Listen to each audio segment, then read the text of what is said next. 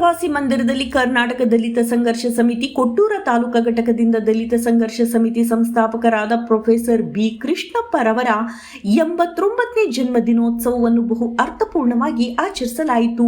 ದಸಂಸ ಅಧ್ಯಕ್ಷ ಬಿ ಶಿವರಾಜ್ ರವರು professor B ಕೃಷ್ಣಪ್ಪರವರ ಭಾವಚಿತ್ರಕ್ಕೆ ಪುಷ್ಪ ಅರ್ಪಿಸಿ ವಂದನೆಗಳನ್ನು ಅರ್ಪಿಸುವ ಮೂಲಕ ಕಾರ್ಯಕ್ರಮ ಉದ್ಘಾಟಿಸಿದರು. ನಂತರ ಉಪಸ್ಥಿತರಿದ್ದವರೆಲ್ಲರೂ ಪ್ರೊಫೆಸರ್ ಬಿ ಕೃಷ್ಣಪ್ಪರವರ ಭಾವಚಿತ್ರಕ್ಕೆ ಪುಷ್ಪ ಅರ್ಪಿಸಿ ಗೌರವ ವಂದನೆಗಳನ್ನು ಸಲ್ಲಿಸಿದರು.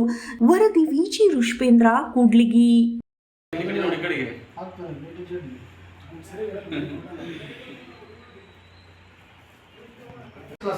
ನಿಮ್ನ ವರ್ಗಗಳ ಒಬ್ಬ ಅಸ್ಪೃಶ್ಯತೆಯನ್ನು ಮುಂದೆ ಬೆಳೆದಿರ್ತಕ್ಕಂಥ ಒಬ್ಬ ನಾಯಕರವರು ನಮ್ಮ ರಾಜ್ಯದಲ್ಲಿ. ಅವರು ಓದ್ತಾ ಇರುವಾಗ ಅವರಿಗೆ ಒಂದು ಪ್ರೊಫೆಸರ್ ಹುದ್ದೆ ತಗೊಳ್ಳೋಕ್ಕಿಂತ ಮುಂಚೆ ಪದವಿಯನ್ನು ಓದ್ತಾ ಇರುವಾಗ ಅವರಿಗೆ ಒಂದು ಅಧ್ಯಯನ ಬರುತ್ತೆ.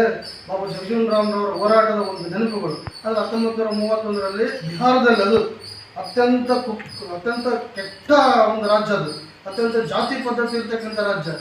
ಆ ರಾಜ್ಯದಲ್ಲಿ ಬಾಬು ಜಗಜೀವನ್ ರಾಮ್ ಸ್ವತಂತ್ರ ಚಳವಳಿ ಅಂತ 1931 ಒಂದು ಲೀಗ್ ಮಾಡ್ತಾರೆ, ಅವರು ಡಿಪ್ರೆಸ್ ಕ್ಲಾಸಸ್ ಲೀಗ್ ಅಂತೇಳಿ. ನಿಮ್ನ ವರ್ಗಗಳ ಒಕ್ಕೂಟ ಮಾಡ್ಕೊಂಡ್ಬಿಟ್ಟು ಅವ್ರು ಸ್ವತಂತ್ರವಾಗಿ ಸ್ವಂತ ಕಾಲ ಮೇಲೆ ಅವಿರೋಧವಾಗಿ ವಿಧಾನಸಭೆಗೆ ಆಯ್ಕೆ ಆಗ್ತಾರೆ. ಅಂತಹ ಮಹಾನ್ ನಾಯಕರು ಅವರು ಜಗಜೀವನ್ ರಾಮ್ ಅವರು. ಅವರು ಅನುಯಾಯಿಗಳು ನಮ್ಮ ರಾಜ್ಯದಲ್ಲಿ ಯಾರಾದ್ರೆ ಅಂದ್ರೆ ಪ್ರೊಫೆಸರ್ ಕೃಷ್ಣಪ್ಪನವರು. ಅವ್ರು ಏನು ಮಾಡ್ತಾರೆ, ಈ ಅಸ್ಪೃಶ್ಯತೆಯನ್ನು ನೋವುಗೊಂಡಿರ್ತಕ್ಕಂಥ ಕೃಷ್ಣಪ್ಪನವರು ಈ ರಾಜ್ಯದ ಜನತೆಯನ್ನು ಒಗ್ಗೂಡಿಸ್ಬೇಕು, ನಾವು ಶಿಕ್ಷಣವಂತರಾಗಬೇಕು, ನಾವು ಸಮಾಜದಲ್ಲಿ ಬದುಕಬೇಕಂತೇಳಿ ನಮ್ಮಲ್ಲಿ ಒಗ್ಗಟ್ಟನ್ನು ಬೆಳೆಸಲಿಕ್ಕೋಸ್ಕರ ದಲಿತ ಸಂಘರ್ಷ ಸಮಿತಿಯನ್ನು ಹುಟ್ಟಾಕ್ತಾರೆ. ಬಹುಶಃ ದಲಿತ ಸಂಘರ್ಷ ಸಮಿತಿ 70ರ ದಶಕದಲ್ಲಿ ಏನಾದರೂ ಸ್ಥಾಪನೆ ಆಗದೇ ಇದ್ರೆ ಇವತ್ತೇನು ಕರ್ನಾಟಕ ರಾಜ್ಯ ಸರ್ಕಾರ ನಮಗೇನು ಮೀಸಲಾತಿ ಒಳಗಡೆ ಕೊಟ್ಟಿದೆಯಲ್ಲ, ಆ ಪಾಲು ಕೂಡ ನಾವು ಇನ್ನು ತಗೊಳ್ಳೋಕೆ 10 ವರ್ಷ ಹೋರಾಟ ಮಾಡಬೇಕಾದ ಪರಿಸ್ಥಿತಿ ಬರ್ತದೆ. ಇನ್ನೂ 10 ವರ್ಷ ಕಾಯಬೇಕಾಗ್ತಿತ್ತು. ಆ ಸಂದರ್ಭದಲ್ಲಿ ಕೃಷ್ಣಪ್ಪನವರು ಹುಟ್ಟಿ ಈ ರಾಜ್ಯದಲ್ಲಿ ದಲಿತ ಸಂಘರ್ಷ ಸಮಿತಿಯನ್ನು ಕಟ್ಟಿದರು.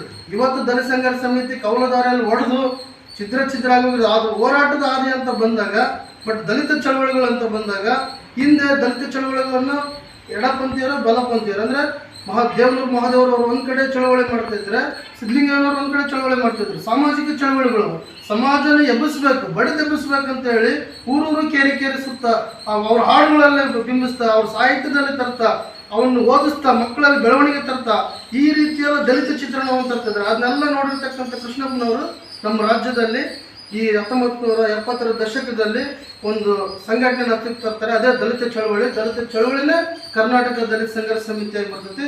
ಇವತ್ತು ರಾಜ್ಯದಲ್ಲಿ ಸ್ಥಾಪನೆ ಆಗಿರ್ತಕ್ಕಂಥ ದಲಿತ ಸಂಘರ್ಷ ಸಮಿತಿ ಪ್ರತಿಯೊಂದು ಗ್ರಾಮದಲ್ಲಿ ಕೂಡ ಉದ್ಭವವಾಗಿ ಇದು ಈ ದೇಶದಲ್ಲಿ ಏನು ಪಟ್ಟಭದ್ರ ಹಿತಾಸಕ್ತಿ ಅಂತಕ್ಕಂಥ RSS ಏನಿದೆ ಅಲ್ಲ, RSS ಅಂತಕ್ಕಂಥದ್ದು ಜನಾಂಗ ಕೊಡ್ತಕ್ಕಂಥ ಒಂದು ಅಫೀಮ್ ಅಂಡ್ ಡ್ರಗ್ಸ್. RSS ತತ್ವ ಯಾರು ತಗೊಂತಾರೋ ಅವ್ರಿಗೆ ಜಲ್ದಿ ಅಪ್ಲೈಡ್ ಆಗಿಬಿಡ್ತಾರೆ. ಆದರೆ ದಲಿತ ಚಳವಳಿಯಲ್ಲಿ ಬಂದಿರತಕ್ಕಂಥ ತತ್ವಗಳು ಹೆಂಗಿದೆ ಅಂದ್ರೆ ಸಾಮಾಜಿಕ ಚಿಂತನೆಗಳು. ಬಸವಣ್ಣವ್ರು ಒಂದು ಕಡೆ ಹೇಳ್ತಾರೆ, ಬಸವಣ್ಣನವರು ಎಲ್ಲ ಸಾಮಾಜಿಕ ಚಿಂತನೆಗಳು ಸಮಾನವಾಗಿ ಬದುಕಬೇಕು, ದುಡಿಮೆಯಲ್ಲಿ ಸಮಾನತೆ ಬೇಕು, ಎಲ್ಲರೂ ವಿದ್ಯಾವಂತರಾಗಬೇಕು. ಇವು ನಮ್ಮ ತತ್ವ ಸಿದ್ಧಾಂತಗಳು.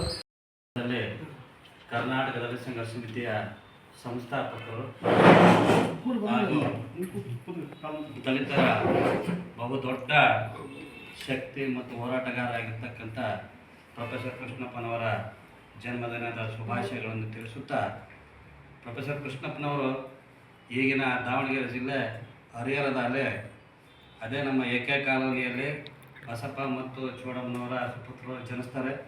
ಕೊನೆಗೆ ಅವರು ಹರಿಹರದಲ್ಲೇ ಮೂಲತಃ ಏನು ಪ್ರಾಥಮಿಕ ಶಿಕ್ಷಣವನ್ನು ಮುಗಿಸಿ ನಂತರ ಪದವಿಯನ್ನು ಪಡೆದು ನಂತರ ಶಿವಮೊಗ್ಗ ವಿಶ್ವವಿದ್ಯಾಲಯದಲ್ಲಿ ಅವರು MA ಪದವಿಯನ್ನು ಕೂಡ ಪಡೆದು ಕೊನೆಗೆ ಶಿವಮೊಗ್ಗದಲ್ಲೇ ಮೊಟ್ಟಮೊದಲಿಗೆ ಪ್ರೊಫೆಸರ್ ಆಗಿ ಸೇವೆ ಸಲ್ಲಿಸ್ತಾರೆ. ಅಂಥ ಸಂದರ್ಭದಲ್ಲಿ ಆಗಿನ ಕಾಲದಲ್ಲಿ ಶಿವಮೊಗ್ಗದಲ್ಲೇ ಏನಾಗ್ತಿತ್ತಪ್ಪ ಅಂದ್ರೆ ಆವತ್ತಿನ ಕಾಲದಲ್ಲೇ ನೀರಾವರಿ ಹೋರಾಟ ನಡೀತಿತ್ತು. ನಂತರ ಭೂಮಿಗಾಗಿ ದೊಡ್ಡ ಚಳವಳಿ ನಡೀತಿತ್ತು. ಅದರ ಜೊತೆಯಲ್ಲಿ ಹರಿಹರದಲ್ಲೇ ಕೂಡ ಕಿರ್ಲೋಸ್ಕರ್ ಕಂಪ್ನಿ ಸ್ಥಾಪನೆ ಆಗಿತ್ತು. ಕಿರ್ಲೋಸ್ ಕಂಪ್ನಿ ಅಂತಕ್ಕಂಥದ್ದು ಮೈಸೂರಿನ ಮಹಾರಾಜರ ಒಡೆತನದಲ್ಲೇ ಮೊದಲು ಪ್ರಾರಂಭ ಆಯಿತು. ನಂತರ ಅಲ್ಲೇ ದಲಿತರ ಭೂಮಿಗಳು ಕೂಡ ಇದ್ದವು. ಆ ದಲಿತರಿಗೆ ದುಡ್ಡು ಕೊಡೋದ್ರ ಮೂಲಕ ಆಮಿಷ ಒಡ್ಬಿಟ್ಟು ಕೊನೆಗೆ ಅವನು ಕೂಡ ವಶಪಡಿಸ್ಕೊಂತಾರೆ. ಆವಾಗ ಪ್ರೊಫೆಸರ್ ಕೃಷ್ಣಪ್ಪನವ್ರಿಗೆ ಅವರೇ ನಮ್ಮಲ್ಲಿ ಅವಾಗ ದೊಡ್ಡ ವಿದ್ಯಾವಂತರವರು. ಆ ಸಂದರ್ಭದಲ್ಲಿ ಅನೇಕರು ಬಂದು ಹೇಳ್ತಾರೆ, ಈ ರೀತಿಯಾಗಿ ನಮ್ಮ ಭೂಮಿಯನ್ನು ಬೇರೆಯವರು ಆಕ್ರಮಣ ಮಾಡ್ಕೊತಾರೆ. ನಂತರ ನಮ್ಮಲ್ಲಿರ್ತಕ್ಕಂಥ ನೀರಾವರಿ ಯೋಜನೆಗಳನ್ನು ಕೂಡ ಬೇರೆ ಒಂದು ರೀತಿಯಲ್ಲಿ ನಮಗೆ ಯಾವುದೇ ರೀತಿಯಾಗಿರ್ತಕ್ಕಂಥ ಸೌಲಭ್ಯ ಸಿಗ್ತಾ ಇಲ್ಲ ಅಂತ ಹೇಳಿದಾಗ ಪ್ರೊಫೆಸರ್ ಕೃಷ್ಣಪ್ಪನವರು ಚಿಂತನೆ ಮಾಡಿಬಿಟ್ಟು ಕೊನೆಗೆ ಮೊಟ್ಟ ಮೊದಲು ಅಂಬೇಡ್ಕರ್ ಸಂಘ, ನಂತರ ದಲಿತ ಕ್ರಿಯಾ ಸಮಿತಿಯಲ್ಲಿ ಸಕ್ರಿಯವಾಗಿ ಕೆಲಸವನ್ನು ಮಾಡ್ತಾರೆ.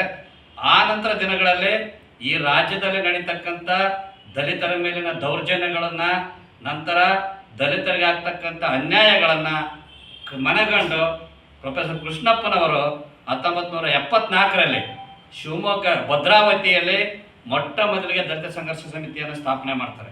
ಇವತ್ತು ಕರ್ನಾಟಕದಲ್ಲಿ ಅತಿ ದೊಡ್ಡದಾಗಿರ್ತಕ್ಕಂಥ ಸಂಘಟನೆ ಯಾವುದಾದ್ರೂ ಇದ್ದರೆ ಅದು ಪ್ರೊಫೆಸರ್ ಕೃಷ್ಣಪ್ಪನವರು ಕಟ್ಟಿರ್ತಕ್ಕಂಥ ಕರ್ನಾಟಕ ದಲಿತ ಸಂಘರ್ಷ ಸಮಿತಿ ಬಿಟ್ಟರೆ ಯಾವುದೂ ಇಲ್ಲ ಅಂತಕ್ಕಂಥ ಮಾತನ್ನು ನಾನು ಹೇಳಕ್ಕೆ ಇಷ್ಟಪಡ್ತೇನೆ.